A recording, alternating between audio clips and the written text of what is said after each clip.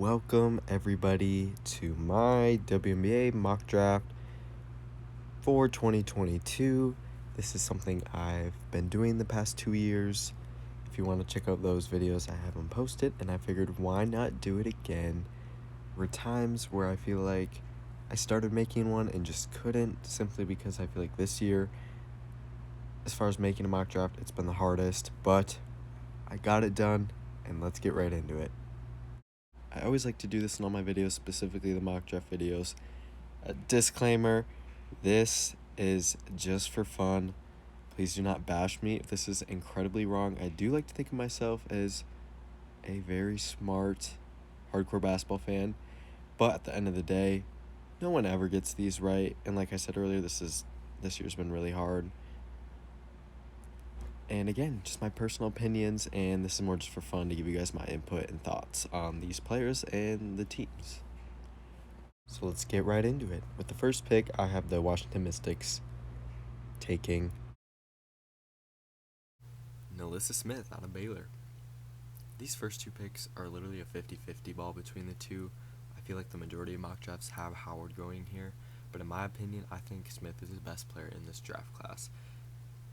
I also think she has the most potential between the two. You add her strength, height, athleticism, etc., and her ability to shoot and develop a three-point shot can always improve and can always become a factor with the right work and practice. I really don't need to explain much on her. We all know how dominant she is and how dominant she can be. Her stats speak for themselves: 22 points per game, 11 rebounds, 55 field goal percentage. She needs to work on her shooting, but her dominance in the paint, and again, that potential puts her at the top spot for me. With the number 2 pick, I have the Indiana Fever taking Ryan Howard out of Kentucky. Again, 50-50, vice versa. Whatever player goes first, the other player's going to go here. Ryan is a great scorer, has great potential, has height, has a three-point shot. A lot of people have talked about how the issues may be within her motor, and I kind of see that. I don't know, I feel like she's just so nonchalant, but again, I don't know, I think Smith's physical appearance translates easier into the league, whereas Ryan's going to have to really work to score as a guard. But either way, Ryan's going to be something special, and would not be surprised if she went number 1. With the 3 pick, I have the Dream selecting Shakir Austin out of Ole Miss. She was great at Maryland. She was awesome at Ole Miss. She really is the definition of potential, especially if you add in her 6'5" height. She might not be in the same level as the first 2 players we just talked about, but she offers a ton of upside.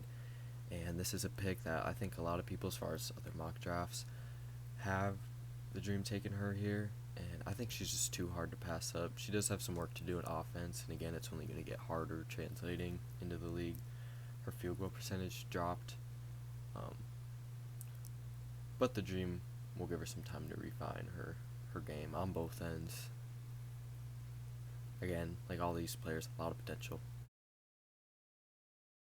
With yet again another pick, I have the Fever taking Naz Hillman out of Michigan. Naz is probably my favorite player in this draft.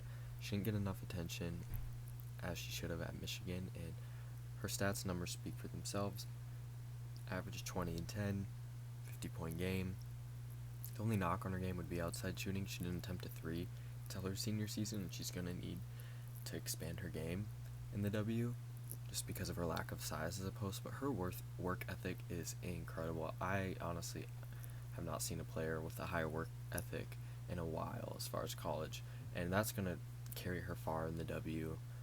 She's also, with that work ethic, she's very physical, and I feel like translating will be besides the size, will be fairly easy for her. She's just going to have to develop just more offensively to her game. But again, I just feel like with all that being said, it's going to be too hard to pass up, and I would not let her fall very far if I'm these teams. I also want to add that the Fever have 4 first-round picks, and I think it's highly doubtful that it'll stay that way. So I'm sure right after I'll post this, there'll be a trade or something. But anyways, the Fever to me are kind of a poverty franchise, and I really don't want to see Naz go here, but as of now, 4 players are going to have to go here. No offense to Indiana, but Again, I really don't want Nas to go here, but how can you, I don't see her falling outside of the top five. At the number five pick, I have the New York Liberty taking Elisa Cunane out of NC State. Now, before I get started, I know a lot of you are probably going to disagree with this, and I completely understand because I think she is a late first rounder because I really love her. Actually, I love watching her. She's a great player. I feel like her draft stock has gone down, though. I really don't see her as a 5 pick. But when you look at the Liberty, new coach, last year we all knew what their Achilles heel was. They did not have size or post players at all. I just feel like they need to draft a post player. And when you look at this draft, there just really isn't any outside of Nas and Austin and Smith going ahead of her. But at this 5 spot, I feel like it'd be their best option to take Cunane. She's going to need to get more physical, but I definitely think she has good potential. She has an outside shot. She has a good touch, good feel for the basketball, and I don't know. I just have a feeling the New York Liberty are going to go for a post player here, and there's really not that many left. So I have Cunane falling here. At number 6, I have Kirsten Bell going here to Indiana. Bell out of Florida Gulf Coast. Another fever pick. But Bell is a great scorer. I could see her getting drafted early, but also falling as, she wasn't in one of those Power 5 conferences, whatever. So that might have a factor. Again, probably not. She's one I would call one of my mystery picks. I really have no clue where she'll end up. Like I said, I could see her going before. I could see her falling. I really just don't know with her. But she is a top-notch scorer. So it'll be interesting. But I'm just going to throw her in here. As the Fever have a lot of picks, I'm sure they'll snatch her up with one of those 4. At the number 7 pick, we have the Dallas Swings, and I have them taking Nyara Sabally out of Oregon. She's very similar to Bell, as far as I do not know where she'll fall to. I think she should have stayed another year, but I don't blame her for leaving Oregon after all those players leaving and stuff. I've always liked Oregon and so too, but I don't think I see her as a first round pick, but there's no hate whatsoever because I believe she has a ton of potential and I believe she will do good things because she has never really been fully healthy throughout her entire career at Oregon, so we haven't really gotten to see her 100%. But on the other hand, some mock drafts have her as high as the number 4 pick. So why not draft her to be with her sister? She has potential, and I agree. She has good height. She has range. I could see her being something special. So it would be pretty cool if she's available for the Wings to take her here to reunite them too. Moving on to the 8th pick, I have my Minnesota Lynx taking Destiny Henderson out of South Carolina, the reigning national champions. Now this pick is always special to me as a huge Lynx fan. This is what I want for my team. There aren't really any posts left, but we certainly don't need one, that's for sure. Last year, our Achilles heel to me was the point guard spot. I love Dangerfield, but she didn't have as good as a year as we thought she would, and Clarendon just doesn't cut it for me. Henderson's 3-point shot has been improving. She is a great playmaker and showed she can score the ball in the championship match. Not to mention, she brings defense. I think Reeve likes Dawn's players. She drafted Kiki 2 years ago, very similar to how she likes her UConn players. A little side note, I would also not be mad if we took Burrell too. I see something in her that I really like a lot. But again, I think if Henderson's available, she's the move here. With the number 9 pick, I have LA taking Ray Burrell from Tennessee. Ray Burrell to me is a lot like Bell as far as her scoring ability. If available, I think she's the best choice. LA is stacked on guards, so why not take the best available wing? Could also see them taking Emily Enxler here or another wing. Like I just said, I like Burrell's game a lot, and I can see Fisher snatching her ASAP if she's available. I feel like, again, she's going to be a great scorer in the league with the right work and practice, and I think I see something special in her, but who knows. The number 10 spot, Indiana Fever again. I have them taking Lorella Kubai out of Georgia Tech. Okay, so first up, I want to say that this, by no way, in any means, is disrespect towards Kubai. Seriously, none, even though this sounds kind of... Anyways, I think the Fever take her here because they're not the smartest. Last year with Kaiser Gondrzik, I don't know. Also, I just can't fathom putting Westbrook or Kristen Williams here. LOL. Kubai is a tough post and one of the remaining few left. If Indiana even has this pick, again, I wouldn't be surprised if they didn't.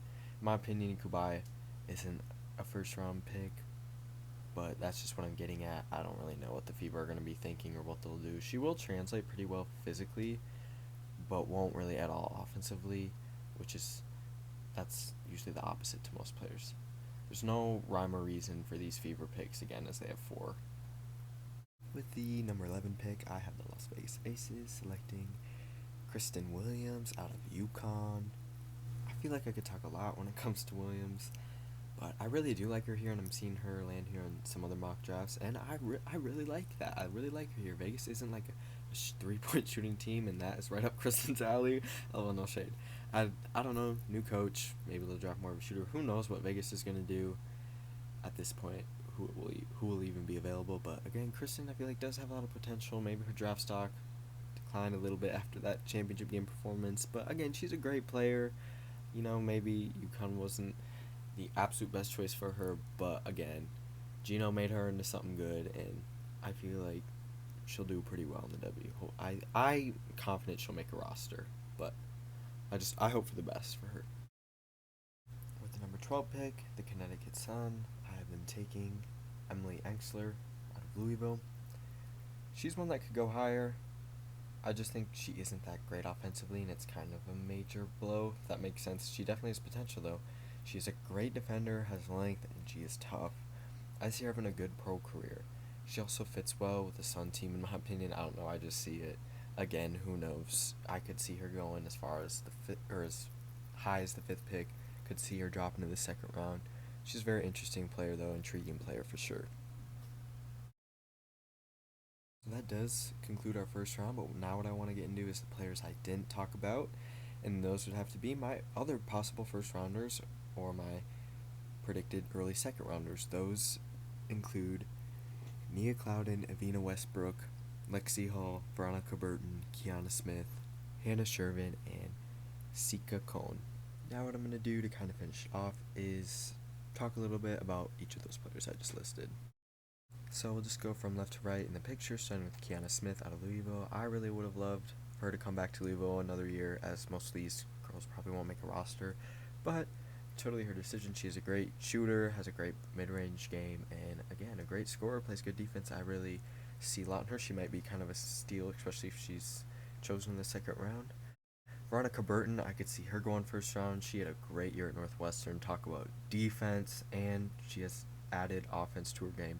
She's a very interesting player as well. Next, Evina Westbrook. Again, a great player. I could see her definitely going 1st round. I really like her. She shows great fight. She has a 3-point shot. She's just a great guard all around. I could see her having a good W career. Next, Nia Clouden. She's a great scorer and had a great season this year at Michigan State. So yes, I could definitely see her taken pretty early. Lexi Hall declared. Again, I feel like a lot of you probably know about her, especially being on Stanford. Great shooter, great player, plays hard.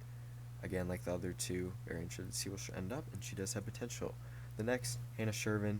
She did great in the tournament, put South Dakota on the map, basically, and shut down Alyssa Smith, Shakira Austin, etc. So I definitely have to think her draft stock has risen. Sika Cohn is definitely an interesting prospect. I'm pretty sure that's how you pronounce her name. I really couldn't find any highlights on her, but I know she's young and international player, and some mock drafts have her in the 1st round. Apparently she has a lot of upside and potential, but those international players never really seem to do as well as people think when they go to the W, but I mean, hopefully she proves that wrong. And that'll do it. First and foremost, thank you so much for watching. If you want, give it a thumbs up, subscribe. Again, take it easy on me. I'm sure I will get this terribly wrong, but it's just for the fun of it. I had a fun time doing this. It's the 3rd year in a row doing it. Leave comments if you agreed or disagreed on anything. I want to hear your opinions. And yeah, thank you for watching. Draft is Monday on ESPN at 7 p.m. Eastern. Tune in and peace out.